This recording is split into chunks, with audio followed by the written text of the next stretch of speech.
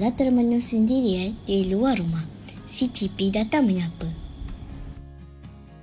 Lola, kenapa kau nampak muram?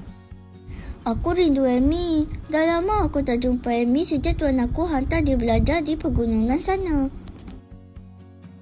Kenapa kau tak ikut tuan kau ke sana? Tak boleh. Perjalanan itu sangat jauh. Kesian kau, Lola. Aku harap aku dapat berjumpa dengan Amy tak lama lagi. Hello Amy, macam mana kamu di sana? Oh, saya sangat gembira belajar di sini. Ayah, Lola macam mana? Dia okey tak? Ayah rasa dia rindukan kamu. Dia nampak kurang aktif sekarang. Kesiannya Lola.